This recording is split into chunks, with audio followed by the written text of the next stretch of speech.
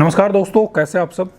आज इस वीडियो में हम बात करेंगे भाई डुअल एमपीपीटी होता क्या है, एक्चुअल में डुअल एमपीपीटी का क्या लाभ है, क्या कुछ उसका नुकसान है। ये सारी चीज़ें आज हम इस वीडियो में डिस्कस करेंगे। तो मैं संग्राम Singh SS product knowledge YouTube channel पर आपका स्वागत करता हूँ। तो चलिए शुरू करते हैं आज के इस वीडियो को, जानते हैं इसके बारे में और चैनल को सब्सक्राइब जरूर करें।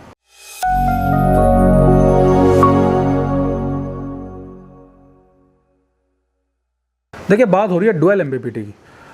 अब एमपीपीटी तो सबने सुना है। एमपीपीटी होता है हमारा मैक्सिमम पावर पॉइंट ट्रैकिंग, कि जिसके थ्रू हम ज़्यादा से ज़्यादा पावर का एक्चुअल इस्तेमाल कर सके, वो हमारा एमपीपीटी है।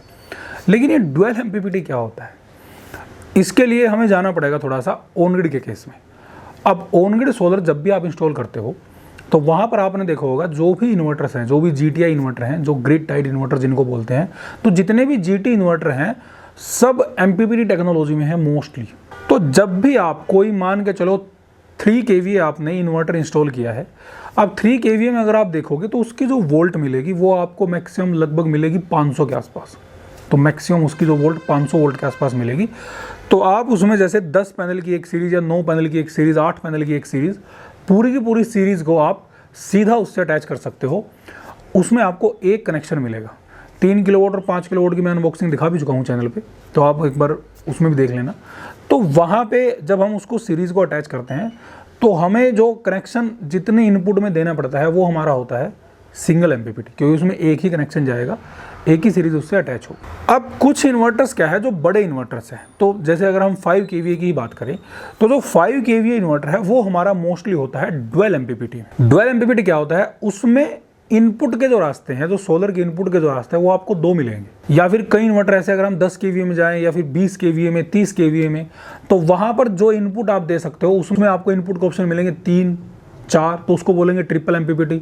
जहां 4 मिलेंगे उसको बोलेंगे हम 4 एमपीपीटी।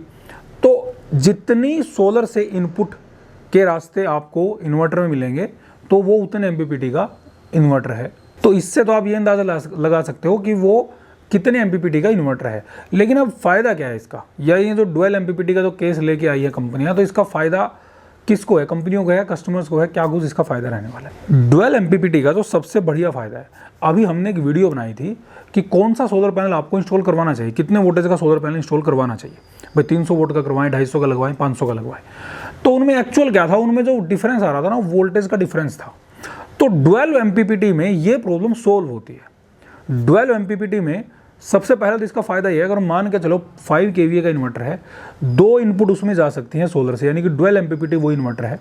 तो उसमें अगर आप किसी भी कारण से एक एमपीपीटी खराब हो जाता है तो पहली तो बात है कि दूसरा एमपीपीटी आपका चलता रहेगा, इन्वर्टर आपका रनिंग में रहेगा। तो एक तो सबसे बड़ा फायदा तो ये है उसका। अगर किसी एक स्ट्रिंग में कोई प्रॉब्लम आ गई और वो एक एमपीपीटी काम करना बंद कर गया तो दूसरा काम करता रहेगा। एक तो सबसे बड़ा फायदा इसका ये है। दूसरा इसका जो सबसे बड़ा फायदा है, अगर वोल्ट मिसमैच होती है, मान के चलो जैसे हमने 5 kVA का ही हम एग्जांपल ले रहे हैं, तो वहाँ पर 500 वोल्ट हमें देनी है एक स्ट्रिंग में, एक एमपीपीटी में। तो हमने क्या किया, हमने एक में तो दे दी 400 और दूसरे वाले में दे दी 450। हमारे पास पैनल इस हिसाब से हैं कि हमारे पास मान के चलो 17 पैनल है, 8 पैनल की सीरीज हमने 500 एक स्ट्रिंग में दे दी और 9 सोलर पैनल की स्ट्रिंग एक में दे दी। लेकिन अगर मान के चलो ये सिंगल एमपीपीटी होता तो आप कभी भी अपने जो 17वां पैनल है ना, उसको आप कभी यूज़ नहीं कर सकते, क्योंकि उसको यूज़ करने के लिए आपके पास प्रॉपर स्ट्रिंग होनी चाहिए, लेकिन वो आपके सिंगल एमपीपीटी में नहीं बनेगी। तो वहाँ आप केवल यूज़ करोगे 8 और 8 16 सोलर पैनल का आप यूज़ कर सकते हो, लेकिन 17वां जो सोलर पैनल है उसका आप कोई इस्तेमाल नहीं कर सकते। तो एक तो फ़ायदा इसका ये है, अगर वोल्ट मिसमैच है दोनों एमपीपीटी की, एक एमपीपीटी में 400 जा रही है, दूसरे एमपीपीटी में 450 जा रही है, तब भी ये काम करेगा। दूसरा इसका जो हमने पैनल वाला एग्जाम्पल लिया, मान के चलो अगर आपके पास 300 वोल्ट के पैनल लगे हुए हैं 10 ऑलरेडी, लेकिन अब क्या है, अब मार्केट में 300 वोल्ट का पैनल बहुत कम आ रहा है, तो अब आपको इंस्टॉल करना है 500 वोल्ट वाला। तो वहाँ क्या कर सकते हो आप, एक स्ट्रिंग में आपने 300 वोल्ट वाले पैनल यूज़ कर लिए, दूसरी स्ट्रिंग में आप 500 वाले आराम से यूज़ कर सकते हो, कोई प्रॉब्लम नहीं है। 500 वोल्ट वालों की स्ट्रिंग अलग रखना, 300 वोल्ट वालों की स्ट्रिंग अलग रखना।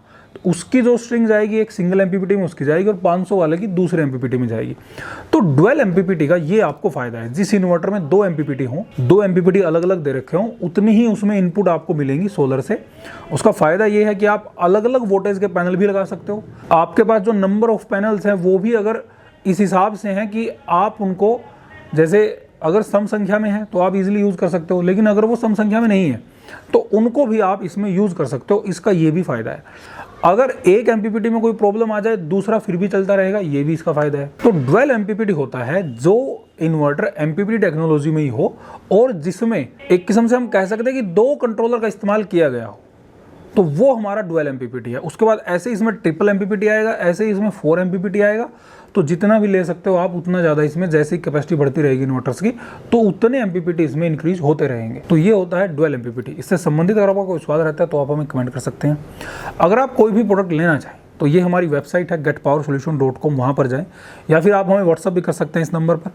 हमारे चैनल को देखते रहिए, सब्सक्राइब जरूर करें। बहुत बहुत धन्यवाद।